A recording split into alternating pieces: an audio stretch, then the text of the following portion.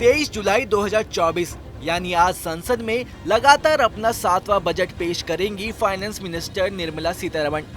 1 फरवरी 2024 के बाद इस साल आने वाला ये दूसरा बजट है।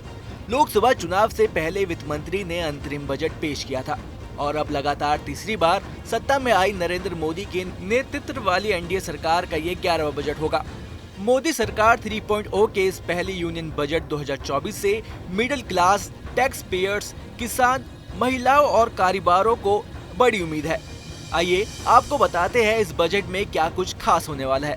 पीएम मोदी के नेतृत्व वाली एनडीए सरकार के तीसरे कार्यकाल के इस बजट पर सभी की निगाह टिकी है। अलग अलग सेक्टर की अपनी अपनी मांगे है। वहीं कुछ अर्थशास्त्रियों का मानना है कि आम बजट में नई पेंशन, आयुष्मान भारत जैसे सामाजिक सुरक्षा योजनाओं को लेकर कुछ घोषणाएं हो सकती है। वहीं कुछ आयकर के मामले में राहत की उम्मीद कर रहे हैं। केंद्रीय कर्मचारियों को उम्मीद है कि सरकार 8वें वेतन आयोग के गठन को लेकर कोई बड़ा फैसला ले सकती है। ये कर्मचारी काफी समय से बजट का बेसब्री से इंतजार कर रहे थे। अगर 8वें वेतन आयोग के गठन को लेकर कोई फैसला लिया जाता है तो ये खबर बूस्टर डोज की तरह होगी। हालांकि अभी तक किसी ने आधिकारिक तौर पर कुछ नहीं कहा है, लेकिन मीडिया रिपोर्ट्स में ऐसा दावा किया जा रहा है। टैक्स स्लैब रेट्स में संशोधन की उम्मीद की जा रही है, जिससे मिडिल इनकम ग्रुप के व्यक्तियों के लिए टैक्स का बोझ कम हो सके।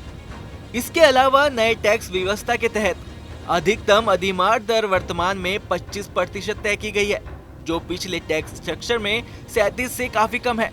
ये संभव है कि नए टैक्स व्यवस्था में प्रदान किए गए लाभों को पुराने टैक्स व्यवस्था में भी शामिल किया जा सकता है।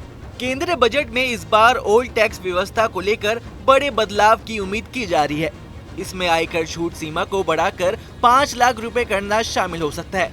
एनडीए सरकार पर्सनल टैक्स पेयर पर बोझ कम करने के लिए टैक्स स्लैब का सरल बनाने और रेट्स को कम करने की संभावना है। वित्त मंत्री अपने इस बजट में पीएम आवास योजना के लिए फंड्स और उससे ज्यादा बढ़ाने का भी ऐलान कर सकती है।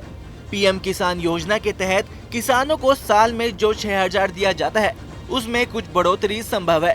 राष्ट्रपति ने अपने अभिभाषण में इनकम टैक्स को लेकर भी संकेत दिए हैं। ऐसे में उम्मीद की जा रही है कि वित्त मंत्री निर्मला सीतारमण इस बार के बजट में मिडिल क्लास को इनकम टैक्स में भी कुछ राहत दे सकती है। न्यू टैक्स रेजिम में इनकम टैक्स स्लैब 3 लाख से बढ़ाकर 5 लाख किया जा सकता है। इनकम टैक्स एक्ट 1961 की धारा 80D के तहत हेल्थ इंश्योरेंस प्रीमियम के लिए डिडक्शन की लिमिट को आखिरी बार 9 साल पहले बजट 2015 में 15,000 रुपए से बढ़ाकर 25,000 रुपए किया गया था। टैक्स पेयर्स को उम्मीद है कि वित्त मंत्री इस बार के बजट में इसमें इजाफा कर उन्हें राहत देगी। एक्सपर्ट और टैक्स पेयर इस लिमिट को बढ़ाने के पक्ष में दलील दे रही है। उनका कहना है कि 80D की कटौती को मौजूदा लिमिट को 25,000 रुपए से बढ़ाकर 50,000 रुपए किया जाए।